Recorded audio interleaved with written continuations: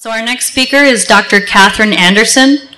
Dr. Catherine Anderson has turned her PhD in medical genetics into a career focused on teaching and outreach. She is a clinical associate professor at UBC in the Faculties of Dentistry and Medicine. She currently runs Future Science Leaders and an enrichment program at Science World that supports and challenges top teens to excel in science and technology. Her paid and volunteer work is focused on helping people of diverse backgrounds to explore STEAM. Catherine has also been an advocate for diversity and equality in STEAM professions. Please welcome her.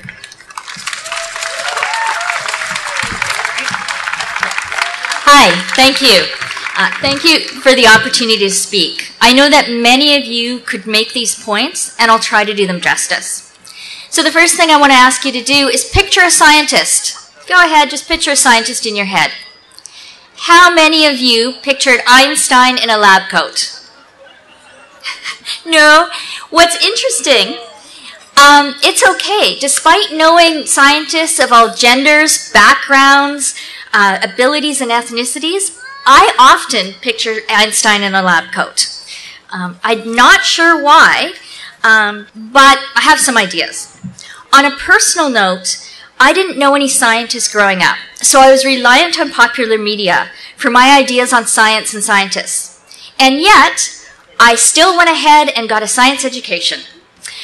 I do know that when someone has ever called me a scientist, I haven't been confident in that label. Part of that is that I now mainly work as an educator, but the other part is I don't look like Einstein or Bill Nye the Science Guy or a lot of people in popular media. Scientists are regular people, and you can see the diversity of Canada when you go into labs and universities, at least at the beginning of careers. But as people move up through the ranks, the picture gets more homogeneous and closer to, that older guy in a lab coat. Or, well, not in a lab coat, a suit coat. I don't have time to truly dive into why this is happening in this short time, but I am going to try to provide some suggestions for all of us during this talk. So as was said, I run a program at Science World for teens interested in science. These students are representative of the diversity of the Lower Mainland. They're smart, driven, and creative, and I hate thinking that some of them may be hampered in their careers by institutional or personal biases. 2 years ago, I caused a bit of a kerfuffle with another UBC faculty member when we quit an awards committee because there wasn't enough diversity in the nomination process. We were looking for more diversity in gender, ethnicity, geography. After our story was featured in Maclean's, I got messages from people across the country. One young student wrote to say he didn't think he could be a scientist because he liked people too much.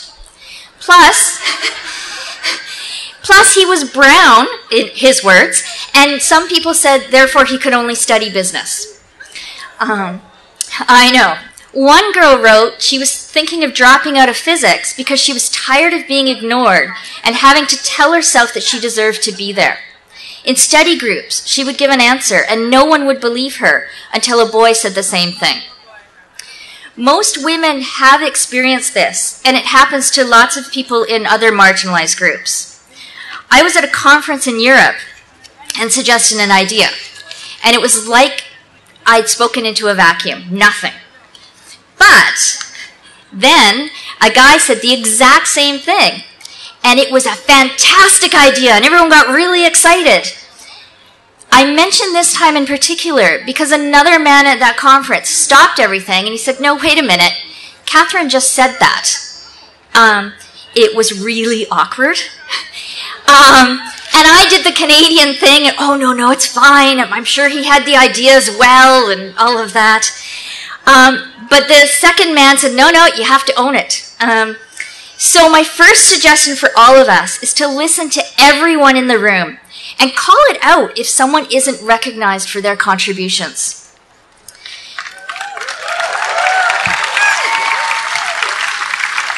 And we should have people of different backgrounds and viewpoints in the room. It gives us new ways to see things and find interesting solutions. We are on the right track with increasing diversity at all levels of science, but it's a slow process. So maybe there's some ways to speed it up. Just one other thing. Just as it took me some time to recognize how being a woman might be impacting some of my choices, it took me some time to learn academic speak. I grew up in an area where university wasn't a priority, so I didn't know some of the language or the meaning between words. I'm sure I missed many opportunities because I didn't understand what was being offered. So if you're working with students or your coworkers, please watch out for those people who don't seem to follow up on suggestions. They may not know they're being guided. I'd like to return to this idea of what a scientist looks like. We need to get rid of that stereotype of a guy with crazy hair who works alone and says Eureka. There are some wonderful online campaigns. For example, this is what a scientist looks like. So, for some of my suggestions. Science portrayed in the media. This is for journalists. Don't worry, scientists, I'll get to you too. Journalists need to expand the type of scientists quoted in stories. I know some people are going for a 50-50 balance in the gender of scientists and are also trying to mix up ethnicities and cities as well. Now, scientists, that means we have to volunteer to be sources for those journalists. And we need to learn how to talk about our work clearly and concisely, which might be a workshop for a different day. And for everybody, encourage children to figure things out. I was lucky because my parents were always taking me to the library. There was no internet. And we were going to find answers to my crazy questions. We also had the great phrase of, let's see what happens.